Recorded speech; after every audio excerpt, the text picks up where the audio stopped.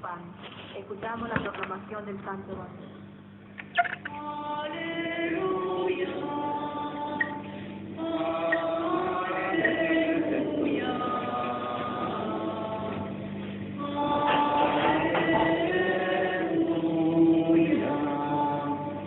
Un gran profeta ha aparecido en medio de nosotros y Dios ha visitado a su pueblo.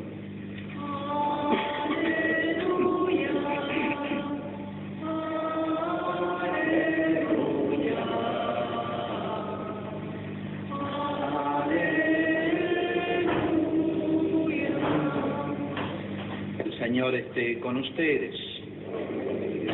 Evangelio de nuestro Señor Jesucristo según San Juan. Jesús atravesó el mar de Galilea llamado Tiberíades. Lo seguía una gran multitud al ver los signos que hacía sanando a los enfermos. Jesús subió a la montaña y se sentó allí con sus discípulos. Se acercaba la Pascua, la fiesta de los judíos. Al levantar los ojos, Jesús vio que una gran multitud acudía a él y dijo a Felipe: ¿dónde compraremos pan para darles de comer? Él decía esto para ponerlo a prueba, porque sabía bien lo que iba a hacer. Felipe le respondió: 200 denarios no bastarían para que cada uno pudiera comer un pedazo de pan.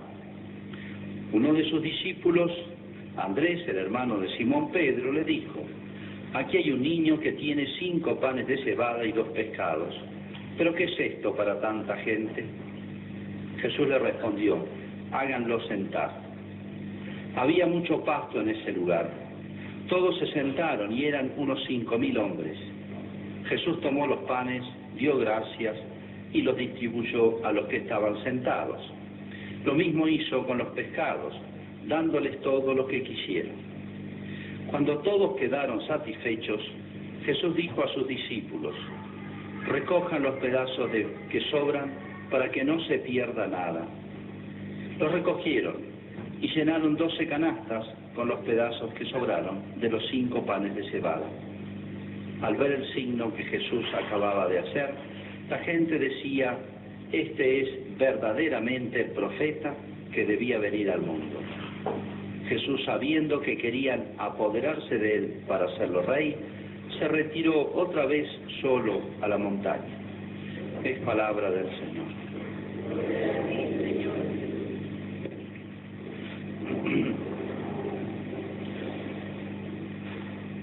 Antes de explicar algunas de las cosas de este Evangelio, les traigo 2 testimonios que tendrán que ver con lo que vamos a comentar. El primero es de una persona atea, cuyo hijo era muy creyente, y esta persona era profesor, un hombre culto de arte de la Universidad de Buenos Aires, una persona que tenía mucha formación y mucha cultura. Y bueno, el hijo estaba en Roma y bueno, va a hacer un viaje a Roma y está en una misa. En aquella época estaba el Papa Juan Pablo II. Fue a una misa al Vaticano con el hijo tenía fe, un hombre creyente. Bueno, y le dice al hijo después esto, el que era ateo, creía en nada. Dice: nunca he visto una obra de arte más hermosa que la misa. La verdad es que uno no lo había pensado de ese lado. Está bien, la misa del Papa es muy solemne. ¿Cómo tratamos de hacerla nosotros? Alguna fiesta más solemne, con muchos monaguillos, se pone incienso, se agregan algunas cositas más, ¿no? Pero él observó con un ojo crítico así y decía: nunca he visto un espectáculo, una cosa más hermosa que la misa. El otro testimonio es de una persona de religión protestante, evangélica, norteamericana, un hombre cultísimo, sabía 5 o 6 lenguas, estudiaba en serio la escritura en griego, pues está escrita en griego, en hebreo, sabía, que después se convierte, él con su mujer, Ham, y después han escrito por lo menos 15 libros, viven actualmente en Estados Unidos. Y él empezó mientras más estudiaba la Biblia, mientras más seriamente estudiaba los textos en las lenguas originales y más profundizaba en los evangelios, él se daba cuenta que su religión estaba equivocada, interpretaba mal, y la católica era la que interpretaba bien. Entonces, sin decir nada, iba a las misas católicas, medio escondido. Y él después, cuando escribe un libro contando su conversión, dice esto: cuando escuché con atención la misa que tienen los católicos, me di cuenta que todos los textos de la misa no son otra cosa que un conjunto de textos de la Biblia, de la Sagrada Escritura. Y si probablemente ni los católicos lo sepan. Todos los textos de la misa, todos casi literalmente están tomados del Nuevo o del Antiguo Testamento. O sea, es como la Biblia puesta en oración. Cosa que nosotros a lo mejor estamos menos familiares con la Escritura y no nos damos cuenta, pero es los Evangelios, el Antiguo Testamento puesto en un rito instituido por Jesús. Bueno, ¿a qué viene eso? A esto que acabo de leer, que es el texto que se va a leer durante varios domingos, contado por uno que estuvo ahí, era un joven, San Juan. Se dan cuenta algunos detalles, dice, había mucho pasto verde en ese lugar. Esto lo escribe San Juan no sé cuántos años después, es viejito, dice que murió más de 90 años. Y cuando vio esto tenía 17, 18 años, y no se olvidó más. Varios evangelios van a contar esta famosa multiplicación de los panes y de los peces, que se dieron cuenta. Dice, la gente decía, mirad, este es verdaderamente el profeta, o sea, el Mesías que debía venir. Se dieron cuenta que había hecho un milagro. Fíjense que Jesús hizo, respecto a comida, digamos, 2 milagros. La mayoría de los milagros de Jesús son sobre la salud, o la vida, resucitando, o dando la salud.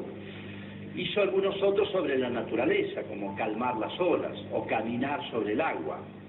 Pero sobre los alimentos inauguró su ministerio, su vida pública con el milagro de las bodas de Caná, el vino, y después 2 multiplicaciones de los panes y de los peces, que era la comida básica de ellos. Bueno, es muy importante estos 2 milagros, porque en la última cena Jesús va a tomar vino, y allá en Caná del agua hizo vino, milagro, visible, se dieron cuenta, lo experimentaron. En la última cena el vino lo transformó en su sangre. Acá multiplicó el pan y los peces. En la última cena multiplicó su presencia, porque les dijo a los 12, y si habían más, lo partió y le dio a cada uno: esto es mi cuerpo. O sea, Jesús se multiplicó como se multiplica en la Eucaristía. Entonces, fíjense, estos milagros no son casualidades, está todo pensado. Jesús no deja, todo lo que hace está muy pensado, están los detalles, por algo lo hace. Por eso siempre hay que preguntarse por qué hizo así, por qué no hizo así. Pero hay más. Si uno va al Antiguo Testamento, que es muy importante la historia de Israel, si conocemos poco, lamentablemente no hay tiempo para estudiarla. En los catecismos de comunión y confirmación debiera estudiarse bien la historia, o en nuestros colegios, en las etapas, o en la casa, en las lectura de familia, que bueno, no se hace, de los padres con los hijos. Yo toda la historia sagrada la conocí mucho antes de entrar al seminario, mucho antes. Cuando éramos chicos, mi mamá nos leía toda la historia sagrada, desde Adán y Eva en adelante, en la casa. Y eso uno no se olvida más. Cuando uno empezó y el catecismo también, me lo dio mi madre a los 5 años. Y bueno, eso es lo que más queda. Pero bueno, cuando uno agarra a los pibes de grandes ya no hay tiempo. No hay tiempo, uno está corriendo, darle lo elemental. Qué lástima no vemos la historia de Israel, porque todos esos 1800 años de historia de Israel, desde Abraham en adelante, es importantísima, porque todo lo que hizo Jesús y todo lo que instituyó para la Iglesia, o sea, de Jesús para adelante, está todo ya anunciado, ya significado, ya puesto en figuras, en imágenes, como voy a explicar ahora, de una manera tal vez más gráfica, muy pedagógica. ¿A qué me refiero? En el Antiguo Testamento, o sea, antes de Jesús, hubo un hecho muy importante. Uno es el que se acaba de leer en la lectura de este milagro que hace Eliseo, que hizo una multiplicación de los panes. Pero hay otro episodio más impactante para la historia de Israel y es este. Cuando sale el pueblo de Israel de Egipto, conducido por Moisés, lo hizo atravesar un desierto y como penitencia, porque se quejaron mucho de Dios, lo hizo estar 40 años dando vuelta en el desierto. En un mes hubieran llegado. Estuvieron 40 años dando vuelta en el desierto hasta que entraran en la tierra prometida. Ese pueblo, o sea, que les había destinado, que era tan fértil, fecundo y hermosa la tierra prometida, Israel. Bueno, de la salida de Egipto, Egipto significa el mal, y la tierra prometida significa el cielo, el reino de los cielos. Y ese desierto, porque la verdad es que un desierto donde hay pequeños oasis, hoy se conoce todo el itinerario que siguieron y los oasis, es el que tuvieron que atravesar. Y bueno, se quejaron, no había mucha comida, se repetía, comían mejor en Egipto, tenían que trabajar y mal, pero bueno, comían bien, tenían techo, acá tenían que andar nómades. Bueno, se quejaron a Dios, ¿por qué nos trajiste acá? Un rebelde el pueblo de Israel. Y bueno, entonces Dios condesciende y les manda el famoso maná, que era como un pan que quedaba enganchado en unos arbustitos que había en la zona. Y ese alimento era muy completo, muy bueno. Cada mañana recogían lo del día. Y después les mandó, caían codornices, caían en el campamento y las podían agarrar y comían carne. Bueno, un milagro que nunca se olvidaron. Después Jesús les va a traer a la memoria: vuestros padres comieron el maná del desierto y murieron. Ese maná que les dio Moisés, se llamaba el maná. Bueno, fíjense esta imagen, en la salida de Egipto, que Egipto significa el mal, la esclavitud, es una figura del salir, arrancarnos del pecado, de la vida mala. El desierto con sus oasis es el camino de la vida es así. En la vida hay que hacer sacrificios, esfuerzos, es medio desierto esto, hay oasis, hay cosas lindas de la vida, muchas, pero vamos camino a la tierra prometida, que es el cielo. Y ese alimento le sirvió para seguir adelante. Bueno, tengan en cuenta esto, porque Jesús hace algo parecido. Una multitud lo seguía. Jesús es como el nuevo Moisés. O en otras palabras, Moisés, que lo sacó de Egipto, que significa el mal, es una figura de Jesús. Moisés es una figura de Jesús. Por eso Jesús es el nuevo Moisés. Ya estaba como anunciado en esa figura, como en otras más, como en Abraham, Isaac, David, Salomón, etc. Bueno, y Jesús dice que la siguió una multitud y se compadeció porque tenían, por el entusiasmo en seguirlo, no habían previsto la comida y Jesús les dio de comer. Bueno, ahí está anunciando Jesús que la iglesia va a estar figurada en el pueblo de Israel. Y Jesús nos va a sacar, nos saca, todos los días nos quiere sacar de todo lo malo de nuestra vida que hay y llevarnos al reino de los cielos. Y bueno, necesitamos comida, pero hay una comida del cuerpo que necesitamos todos los días porque volvemos a tener hambre. Y hay una comida del alma, que es la que alimenta el alma de una manera distinta, de una manera más extraordinaria, y la que nos sostiene, fortalece para poder caminar hacia esa otra patria que es el cielo. Fíjense cómo estas figuras tan visibles, tan fáciles de entender, nos hablan de cosas más difíciles porque no se ven. Nosotros peregrinamos como los judíos, tratamos de salir siempre de Egipto, que es el mal, y caminar siempre, quejándonos lo menos posible, debiera ser, hacia la tierra prometida, que es el reino de los cielos, que es la vida eterna. Y necesitamos un alimento especial, y ese alimento especial se llama la Eucaristía.